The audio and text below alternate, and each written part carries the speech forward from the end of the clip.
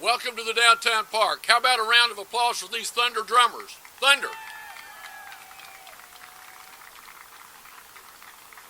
We appreciate all the great partnerships that the Thunder are always involved in to help us in our city. We say thank you for being here today.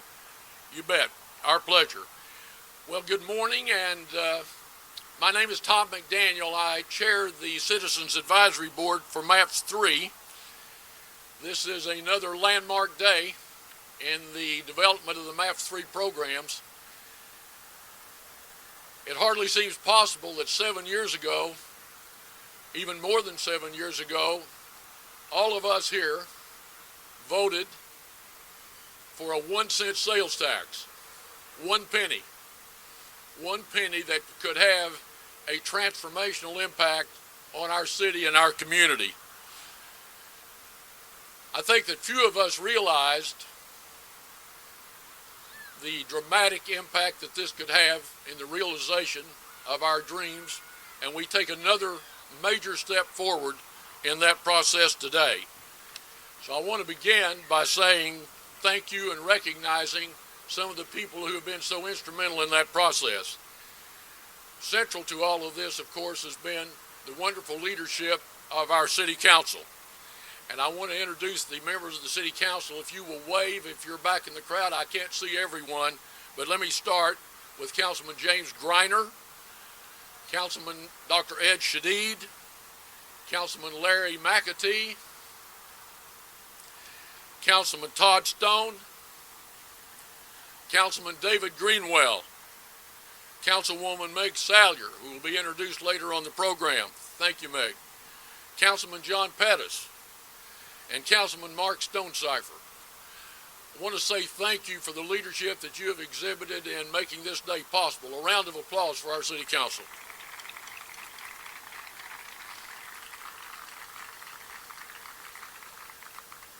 That same council approved a process that would provide citizen oversight for this program from its inception.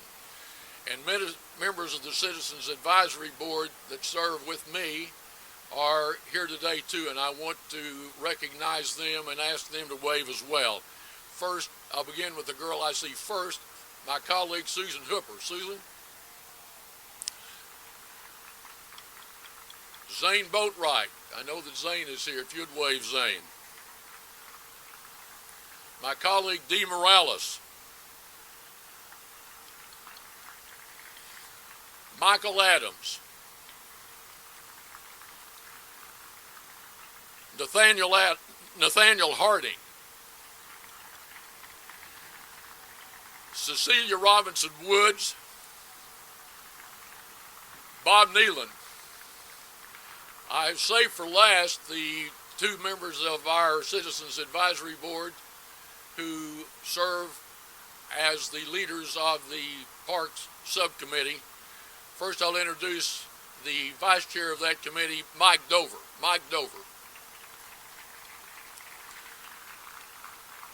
And finally, I want to call out for special attention today our colleague on our board, the chairman of the Park Subcommittee, our great friend, Kimberly Lowe.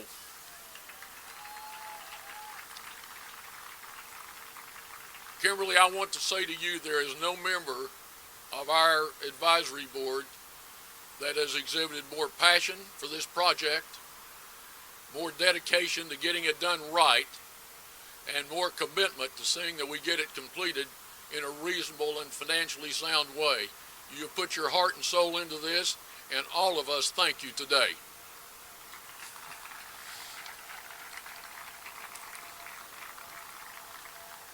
The other members of the Park Subcommittee that I'd like to introduce, and I'll go through the list if you'll wave your hand. Teresa Rose, Miles Tolbert, Desmond Mason, Fred Hall, Rusty LaForge, Jane Giroux Gamble, Bill Cameron, Kerry Watkins, Anthony McDermott, and Maureen Hefferman. Would you give them a round of applause, please?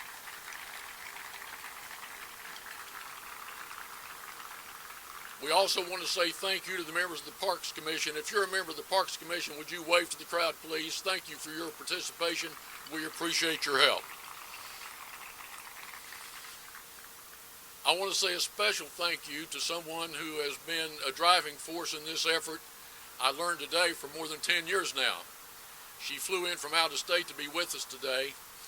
We have a young lady here that many of you have met at public meetings. She leads the Hargraves team, who are the architects who are designing our park. And I want to say a special thank you for an extraordinary effort for the team of Hargraves led by Mary Margaret Jones. Mary Margaret, thank you for coming today.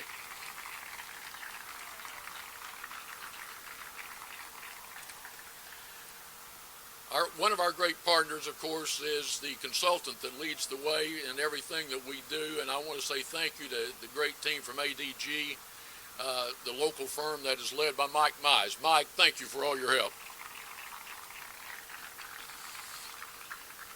All of us who are involved in this process have gained a tremendous amount of respect and admiration for the great city staff that we have, including our city manager, Jim Couch, who, as you may know, is the 2017 winner of the Dean A. McGee Award.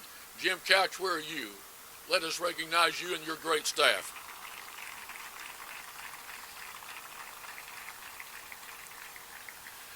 Also want to say thank you to the people that really help us the most. David Todd, the program manager for the MAPS 3 development, and all of his staff who are with us today. David, thank you, and to all of your staff. My three best girls standing right in front, thank you. Appreciate your great help. Finally, I want to say, I've already said thank you to the Thunder, but I also want to say thank you to Mike Grady and the YMCA. You'll see that we're going to have some YMCA kids that are going to help us celebrate this. And some of these kids are also from John Rex Elementary School, our downtown school that was a part of MAPS for Kids. It just seems like a really nice evolution to see that the school that MAPS for Kids built is now here to help us celebrate the new park that we know they're going to enjoy for generations to come. It's now my pleasure to introduce the leader of this MAPS 3 endeavor, and we are very excited because he is just home from completing his term as the president of the United States Conference of Mayors. He is also now a candidate for governor of our state, and he is currently the finest and best mayor in Oklahoma City and this longest serving one. Would you welcome my great friend, Mick Cornett. Mick.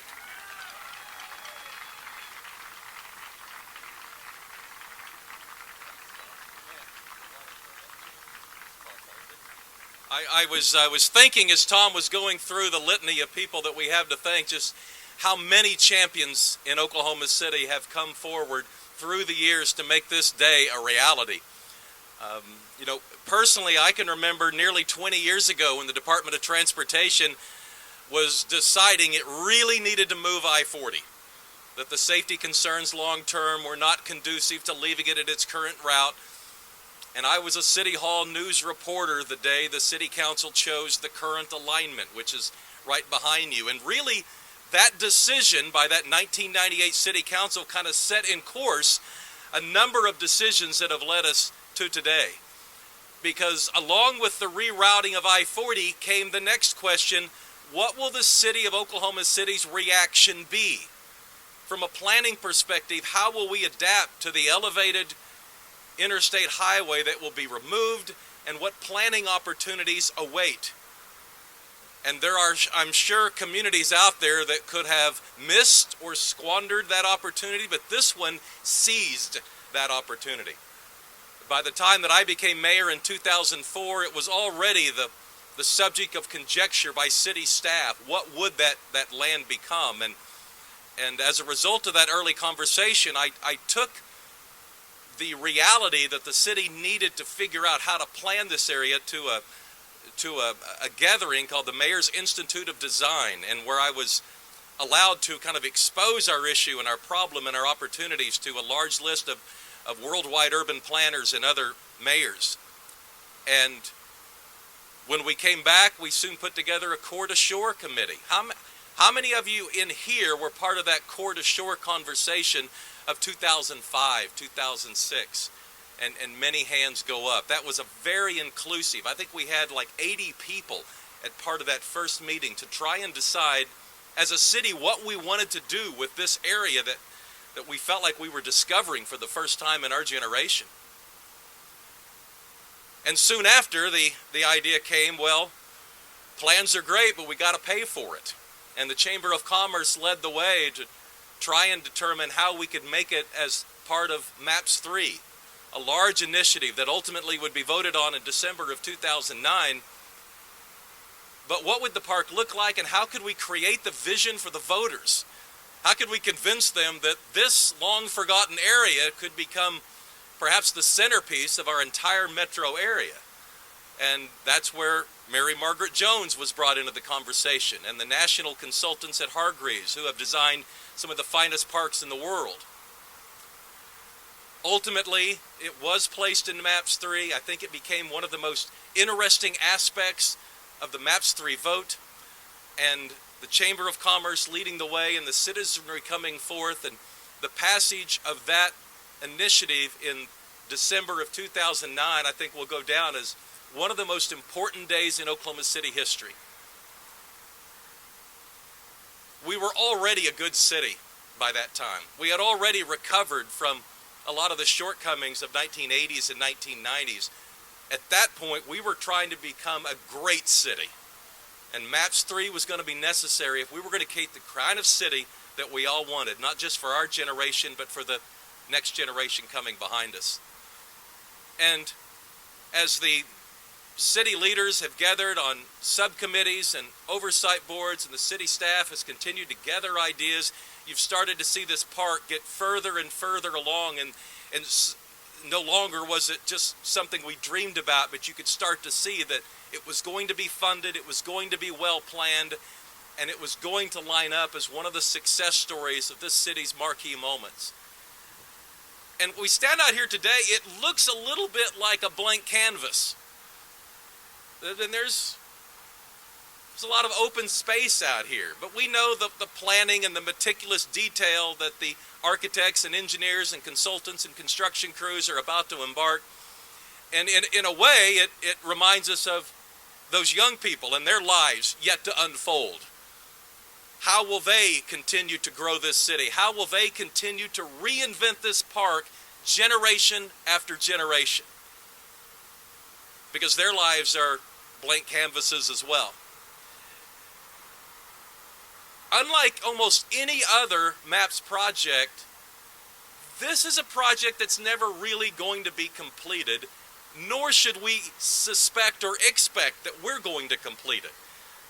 It's not like a building where you start one day and you cut a ribbon another day. A park has to continually be reinvented as its uses and the generations change through the years. Every great park in every American city looks much different today than it did a century ago. And so it should be with this one as well. So I think more than any other MAPS project before or after, the citizens of Oklahoma City are going to enjoy watching this one grow and deliver its destiny. There are too many places to view the construction for people to ignore it and show up on the ribbon cutting day and say, wow, I didn't see that coming. They're going to see this one day by day by day.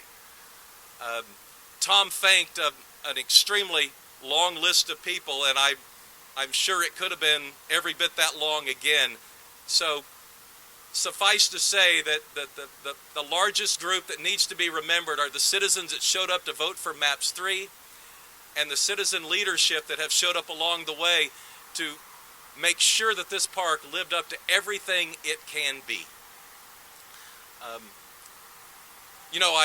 I laughed to myself this morning when I remembered that really what MAPS was about was trying to address a lack of density.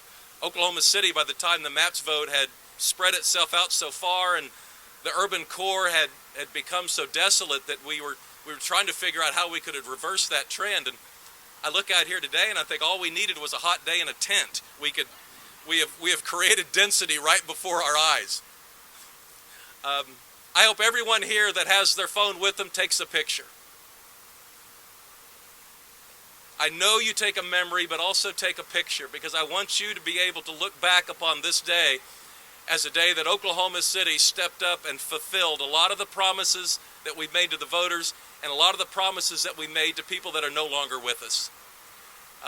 I specifically want to thank the council of 2009, who was willing to put their political futures on the line for what was then a very big promise to the voters of Oklahoma City. And I want to thank the city staff, who has realized the importance of meeting or exceeding the expectations of the voter every single time that we put a project out for contemplation. So with that, I'm going to step aside, realizing that it's a hot day and there are other things to do besides listen to a politician talk. But I hope you feel in my heart just how thankful I am to each and every one of you that's come out here today, and for the perhaps relatively small role you've played individually, but the grand role you've played collectively in make this park a dream come true. Thank you all very much.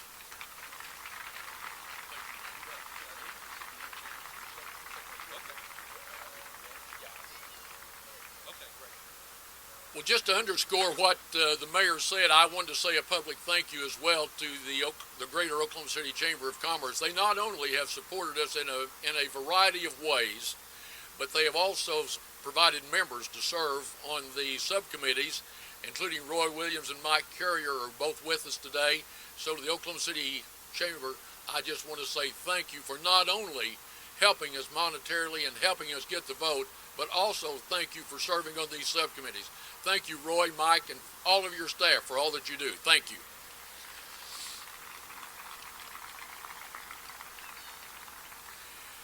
Well, there is no greater supporter of MAPS 3 than City Councilwoman Mick Salyer. She has served on our Citizens Advisory Board. She has been a supporter of every effort that MAPS 3 has undertaken, and she is a stalwart in our community and a great leader, and no one has done more to help us with MAPS 3 than the City Councilwoman from the 5th, 6th. John, you got me thinking. All right, anyway, would you all please welcome one of the great leaders in our city, Mick Salyer. Thank you so much. Thanks, Mayor. Thank you, Tom, and thank you, Mayor, so much. I am truly delighted to be here, and I hope, like the rest of you, or like me, you all are pinching yourselves, somewhat amazed that we are here on this historic day, sitting at the edge of the park, looking back at this skyline, and having a true idea of what this vision actually is going to look like. I think many of you know I'm originally from New York, and Central Park has always been my touchstone. And it is the greatest joy to me to be able to thank Hargraves and the amazing team to build what will be Oklahoma City's Central Park in its core, the most beautiful place we could imagine on this spot where we're currently standing. So thank you to all who've been involved.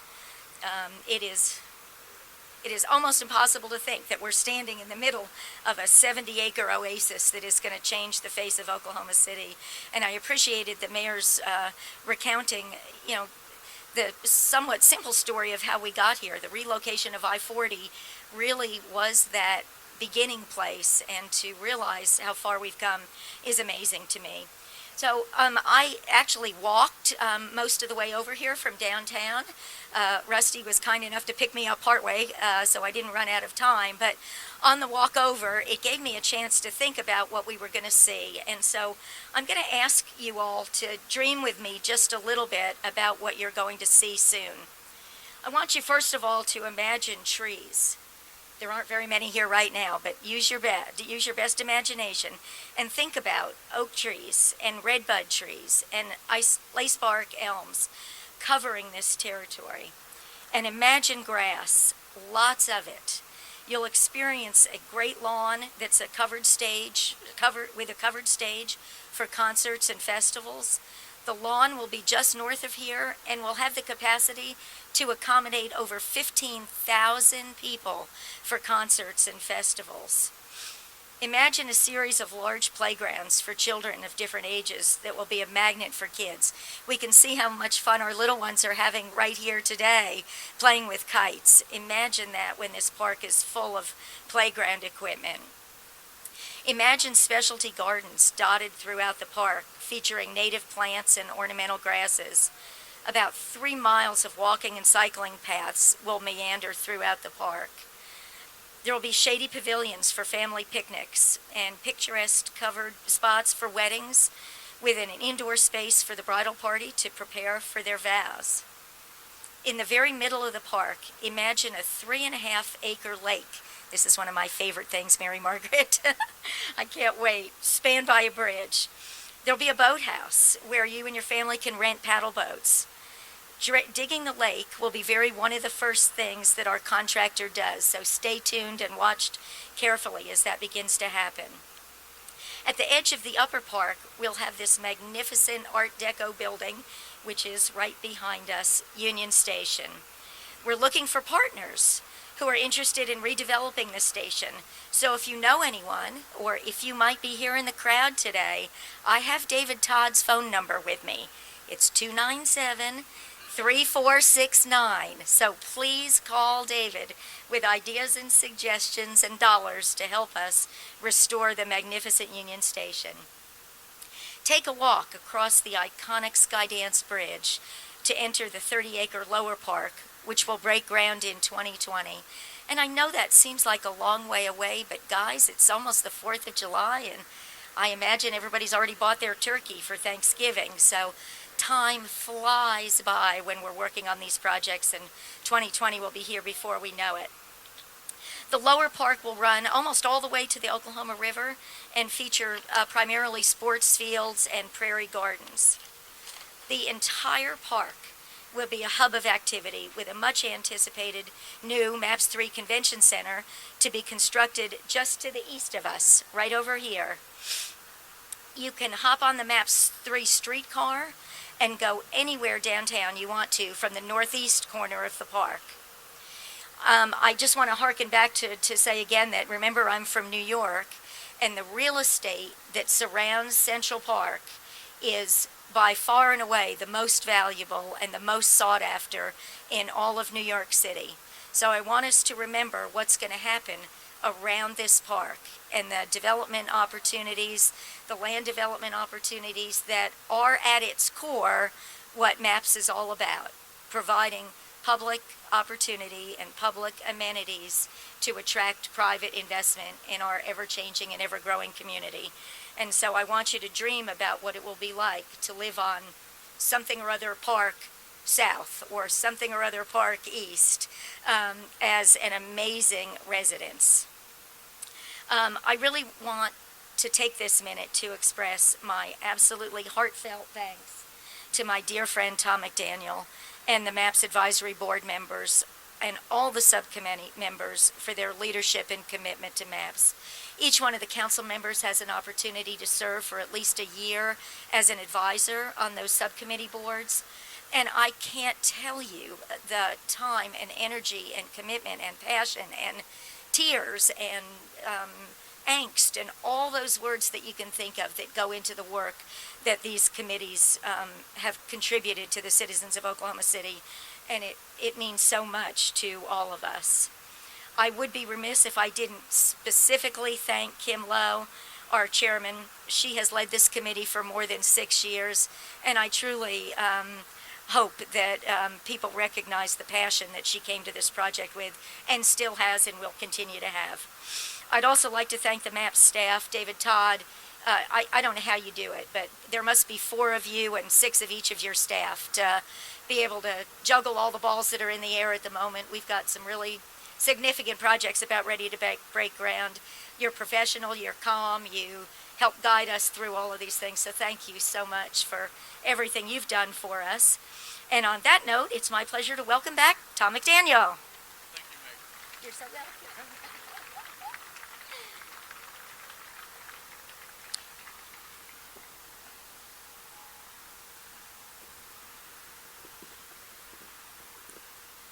Well, our next speaker is the president of First Oklahoma Corporation and chairman of the board of the MAPS Park Foundation, but actually he's way more than that.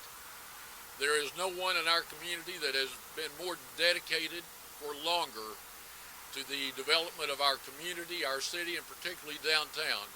He is a great Oklahoman, a former winner of the Dean A. McGee Award for his contributions to downtown, and a great friend, Jim Tolbert.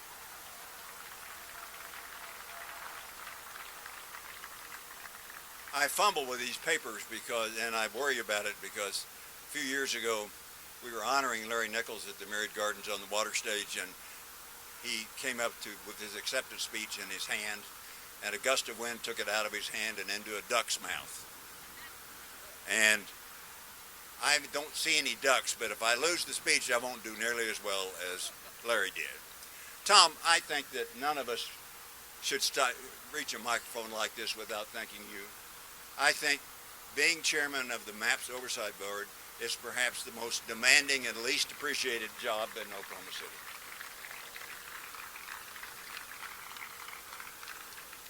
In the depths of the economic bust of the 80s, a group of arts agencies commissioned a poll to determine what the citizens of Oklahoma City thought of their community and their cultural resources.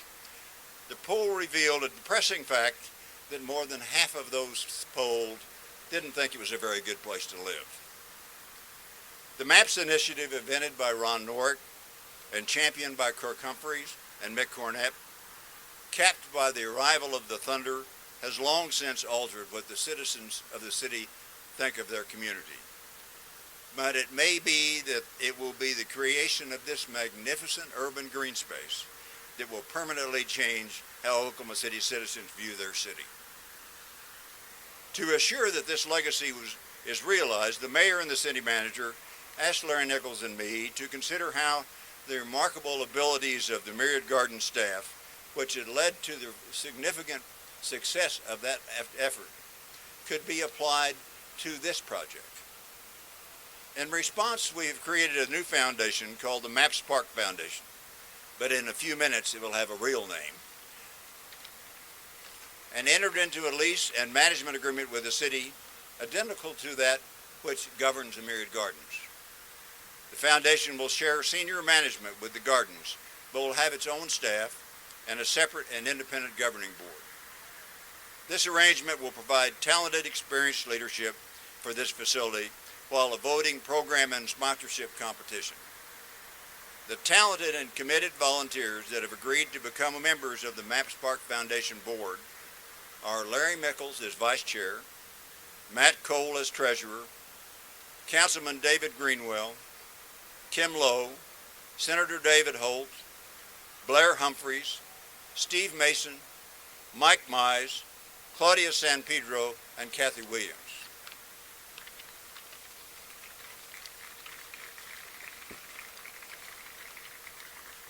Maureen Heffernan, who is the executive director of the Myriad Gardens, will have overall responsibility for both facilities. In the summer of 2007, after a national search and multiple interviews, Larry Nichols and I settled on Maureen as the ideal candidate. On both occasions, when she came here to be interviewed, the temperature had been about 105. Persuading this talented woman with a perfectly good job to leave the cool of the Maine coast and relocate to 105-degree Oklahoma City was, I think, Larry and Nichols and I perhaps greatest personal accomplishment. I want to thank the MAPS Park Subcommittee under the leadership of Kim Lowe, David Todd of the MAPS office, Lo Runkle and Mike Mize of ADG, Hans Bootzer, and particularly Mary Margaret Jones and Gavin McMillan of Hargraves for their efforts to incorporate our ideas, the ideas of those that are going to have to operate the gardens, into the final design. The board and the staff of the MAPS Park Foundation take their responsibility for realizing the potential of this major community investment very, very seriously. We are honored by the trust the mayor and council have placed in us. Thank you. Thank you, Jim.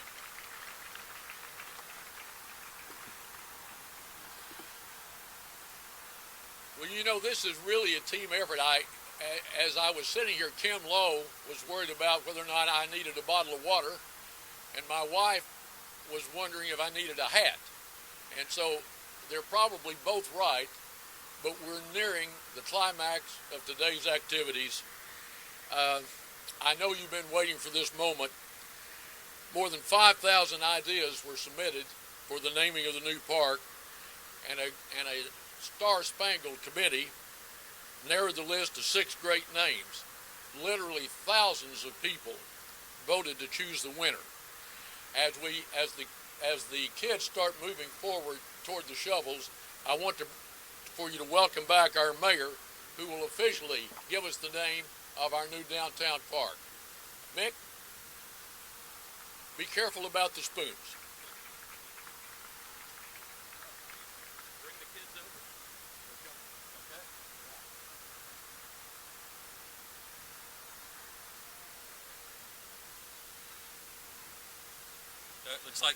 Looks like recess is over. All right, here they come.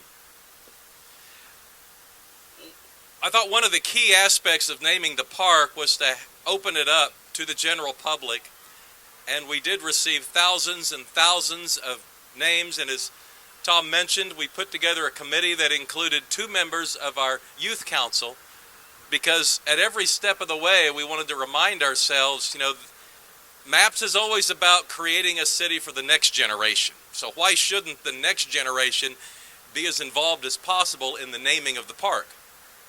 And so we have brought young people out here today to help illustrate the new name of the park. I will mention that at every phase of the elective process, this name was the top vote getter. All right. Cross your fingers.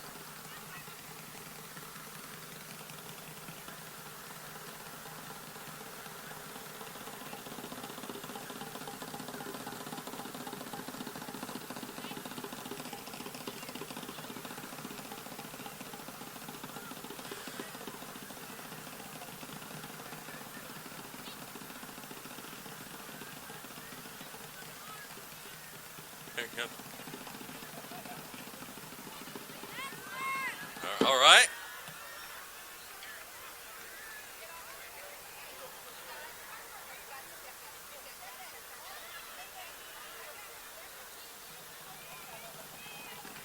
All right, on 3, read it with me. 1, 2, 3.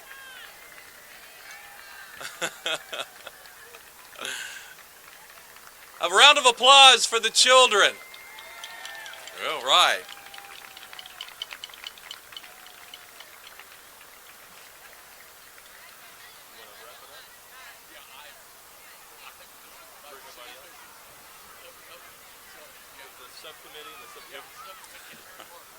All right, we're going to have a official groundbreaking now, so I think the people that are part of the groundbreaking already know who you are, but it's generally city staff, the Citizen Advisory Board, and others who have volunteered their time to make this possible, members of the City Council.